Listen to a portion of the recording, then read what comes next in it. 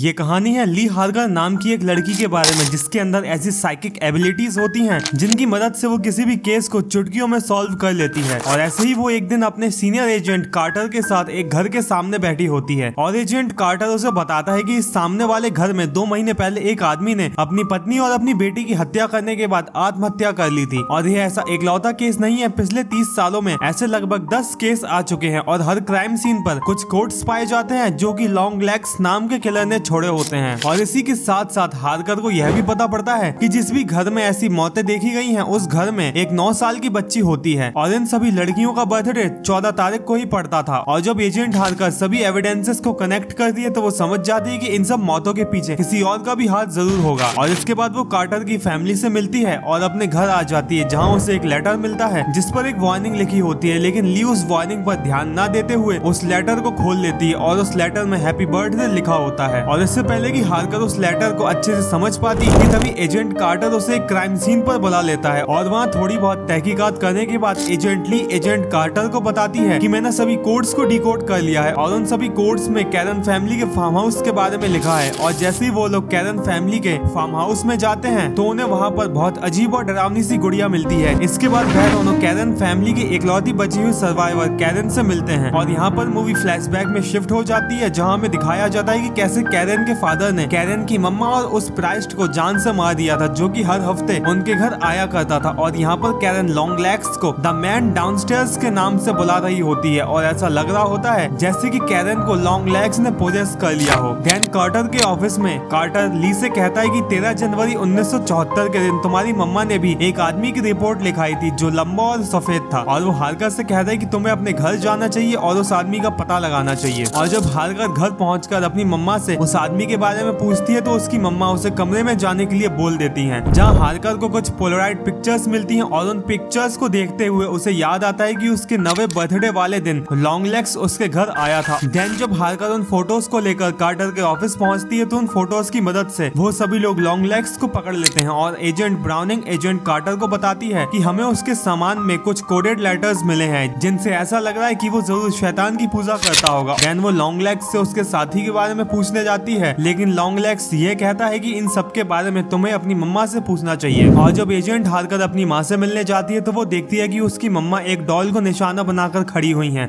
और जैसे ही वो उस डॉल को गोली मारती हैं तो एजेंट हार्गर बेहोश हो जाती है और उसे याद आता है कि उसके 9वें बर्थडे वाले दिन जब लॉन्ग लेग्स उसे मारने के लिए आया था तो वहाँ पर उसकी मम्मा ने उसके साथ एक डील करी थी कि अगर वो उसकी बेटी को छोड़ देगा तो वो उसके साथ काम करेगी। और तभी सही एजेंट हार्गर की मम्मा लॉन्ग लेग्स के लिए नन के रूप में काम कर रही है। देन हार्गर के पास एक कॉल आता है और उस कॉल पर डेविलिश वॉइस आती है जो कहती है कि तुम रूबी के बर्थडे के लिए लेट हो गई हो। और जैसे ही ली एजेंट कार्टर के घर पहुंचती है तो उसे वहां पर अपनी मम्मा और वो डॉल भी दिखती है और वो समझ जाती है कि यहाँ कुछ ऐसा होने वाला है जो उसे रोकना होगा। और देखते ही देखते एजेंट कार्टर पोजेस हो जाता है और वो अपनी वाइफ को जान से मार देता है। और जब वो अपनी बेटी को मारने के लिए आगे बढ़ता है तो एजेंट ली उसे गोली मार देती है। और ये सब देखते हुए एजेंट हार्गर की मम्मा अपने बैग से चाकू निकालती है और वो अपनी मम्मा को भी गोली मार देती है और वो रूबी को लेकर वहाँ से चली जाती है।